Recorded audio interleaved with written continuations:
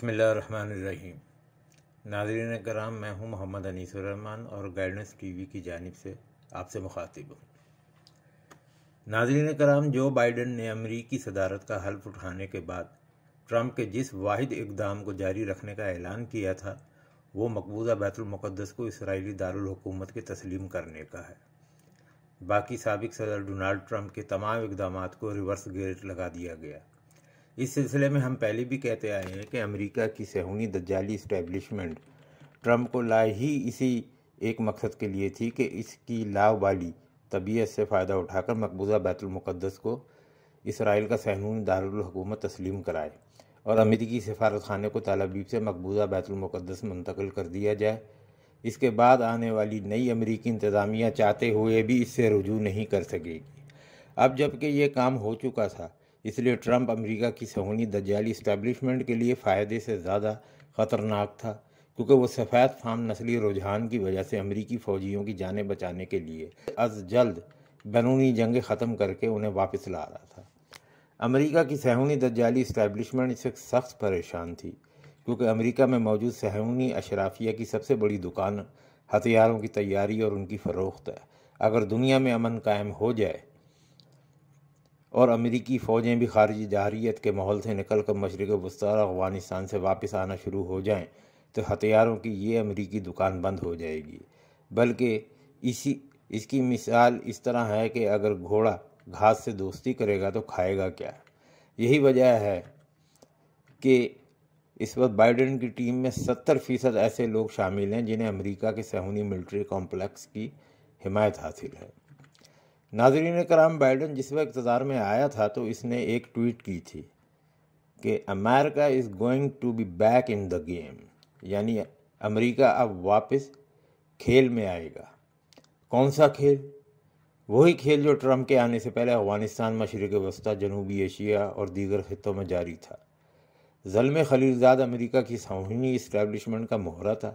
اس نے امن مذاکرات میں جان بوجھ کر سستی سے کام لے کر پاکستان کے خطے میں امن کوششوں اور ٹرمپ کا فوجی واپسی کا سارا منصوبہ خاک میں ملا دیا۔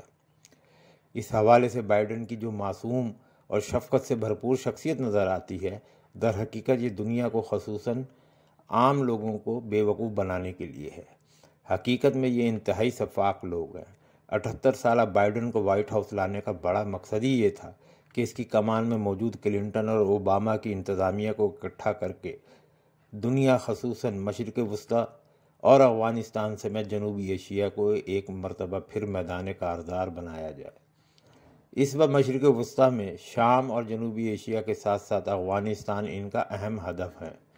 ایران کے ساتھ ٹرمپ کے دور کا منسوخ شدہ معاہدہ بائیڈن ایک مرتبہ پھر زندہ کرنے کا اعلان کر چکا ہے، تو دوسری جانب افغانستان سے امریکی فوجوں کی واپسی کو مؤخر کرنے کا کہہ دیا گیا ہے۔ ایسا سب کچھ کیوں کیا جا رہا ہے؟ بائیڈن کا وزیر خارجہ اینٹونی جان بلنکن اس سارے کھیل میں کلیدی کردار ادا کرے گا۔ یہ اس سے پہلے مختلف ملکوں میں سفارتی ذمہ داریاں انجام دے چکا ہے۔ یہ 2013 سے 2015 تک ڈپٹی سیکورٹی ایڈوائزر رہا ہے، جبکہ 2015 سے 2017 تک صدر باراک اوباما کے دور صدارت میں نائب وزیر خارجہ بھی رہا ہے۔ بلنکن 16 اپریل 1962 میں نیو یارک کے ایک یہودی خاندان میں پیدا ہوا تھا۔ اس کا باپ ڈونلڈ بلنکن ہنگری میں امریکہ کا سفیر رہا ہے۔ یہ وہی بلنکن ہے جس نے پاکستانی وزیر خارجہ شاہ محمود قریشی کو فون کر کے عمر شیخ کی عدالتی رہائی پہ اعتراض کیا ہے۔ بائیڈن کی موجودہ کابینہ میں اور CIA کے ڈائریکٹر سمیت اس وقت 10 امریکی وزیر باقاعدہ یہودی ہیں۔ ویسے یہ کوئی اچنبھے کی بات نہیں کہ امریکہ باقاعدہ ایک صہیونی ریاست ہے۔ باراک اوباما کے دور میں بائیڈن نے امریکہ کی یہودی لابی AIPAC میں بیان دیتے ہوئے فخری انداز میں کہا تھا کہ وہ ایک صہیونی ہے۔ اسی بائیڈن کا وزیر خارجہ اینٹونی بلنکن وہ شخص ہے جس نے پہلے عراق پر اور بعد میں لیبیا پر حملے کی پرزور حمایت کی تھی۔ قذافی کا لیبیا خطے میں سب سے پرسکون ملک شمار کیا جاتا تھا۔ کسی کو اس سے کسی قسم کا کوئی خطرہ لاحق نہیں تھا۔ یہاں کے عوام کو حکومت کی جانب سے جو سہولیات میسر تھیں، ایک عام عرب ملک کے باشندے اس کا سوچ بھی نہیں سکتے تھے۔ جہاں تک اسلامی تحریکوں کا تعلق ہے، تو قذافی خود ان کا سب سے بڑا دشمن تھا، اور اس نے اپنے ہاں ان تحریکوں کا جس انداز میں قلع کامہ کیا تھا وہ ایک طویل تاریخ ہے۔ اس لیے اس پر انتہا پسندوں کی پشت پناہی کا الزام بھی عائد نہیں کیا جا سکتا تھا، لیکن اس کے باوجود اسے امریکہ اور فرانس کی جانب سے نشانہ بنایا گیا۔ اس ساری تحریک میں اس وقت موجودہ امریکی خارجہ بلنکن کا بھی کردار تھا۔ دوسری جانب یہ حقیقت اب پوری طرح ہو چکی ہے کہ امریکہ کی صہیونی اسٹیبلشمنٹ اور اسرائیل کے ایما پر ہی ایران کو شام تک رسائی دی گئی تھی، اور اس کی سب سے بڑی وجہ یہ ہے کہ امریکی صہیونی اسٹیبلشمنٹ کے خیال میں اس وقت تک اسرائیل کی خطے میں بالادستی قائم نہیں ہو سکتی جب تک عراق، شام اور اردن کو خاک اور خون میں نہ لوٹا دیا جائے۔ اسی لیے سارے کام کے لیے ایران کو شام تک رسائی دی گئی، اور اس جنگ کو شیعہ اور سنی جنگ سے موسوم کر دیا گیا۔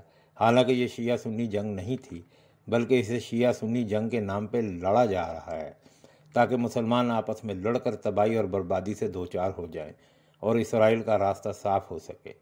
عرب صحافتی ذرائع کے مطابق ٹرمپ کے جانے کے بعد اب ایک مرتبہ پھر شمال مشرقی عراق کی جانب سے امریکی فوجی دستے شام پہنچائے جا رہے ہیں، جو ایک بڑی جنگ کا پیش خیمہ ہے، کیونکہ امریکہ اور اسرائیل ہمیشہ سے ماضی میں شمالی عراق اور شمالی شام کے کردوں کی عراق اور ترکی کے خلاف سیاسی اور عملی مدد کرتے رہے ہیں۔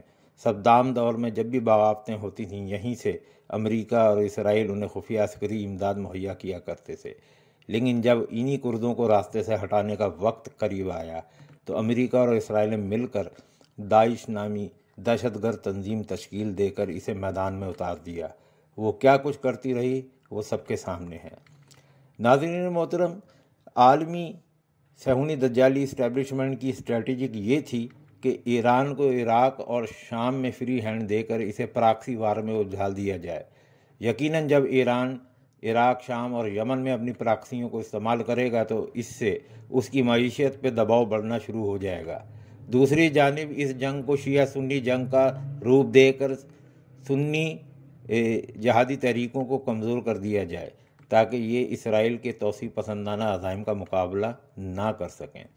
دوسری جانب ایران کی اسرائیل کی جانب فرنٹ لائن حزب اللہ بھی شام میں الجھ جائے گی، جس سے اسرائیل کا شمالی بارڈر محفوظ ہو جائے گا، اور جب آخر میں ایران پہ ضرب لگانے کا وقت آئے گا تو ایران معاشی طور پر بہت کمزور ہو چکا ہوگا، اس لیے ایران کو جھکانا زیادہ مشکل نہیں رہے گا۔ ان تمام باتوں کے تناظر میں اب ہونے کیا جا رہا ہے؟ بائیڈن انتظامیہ اپنے اسلحہ ساز کارخانوں کی بھٹیاں گرم رکھنے کے لیے مشرق وسطیٰ اور افغانستان میں بڑی جنگ کا الاؤ روشن کرنے جا رہی ہیں۔ پاکستان پر عمر شیخ کے عدالتی فیصلے کی مذمت کرنے کے بعد اب دیگر معاملات میں بھی اس پر ڈو مور کا مطالبہ زور پکڑے گا۔ جو لوگ یہ سمجھتے ہیں کہ بائیڈن انتظامیہ بھارت میں مودی سرکار کو اس کی پالیسیوں کی وجہ سے نظر انداز کر دے گی، وہ احمقوں کی جنت میں رہتے ہیں۔ بھارت جنوبی ایشیا، جنوب مشرقی ایشیا میں چین کے گہراؤ کے لیے امریکہ اور اسرائیل کی فرنٹ لائن ہے۔ ترکی کو شمالی شام میں الجھا کر فرانس کی حمایت سے یونان کے ذریعے بحیرہ روم میں ترکی کے آگے بند باندھا جائے گا۔ پاکستان میں اگر داخلی سیاسی، صحافتی اور کرپٹ مافیا کو لگام دے کر اس نظام سے جلد از جلد چھٹکارا حاصل نہ کیا گیا تو وطن عزیز کے لیے بڑی مشکلات سر اٹھا سکتی ہیں۔ بڑی جنگ دروازے پہ دستک دے رہی ہے۔ افغانستان کا میدان کاردار پھر سے گرم ہوا جاتا ہے۔ اللہ تعالیٰ مسلمانوں کو ظواہر اور حقائق میں تمیز کرنے کی توفیق عطا فرمائے۔ السلام علیکم ورحمۃ اللہ وبرکاتہ۔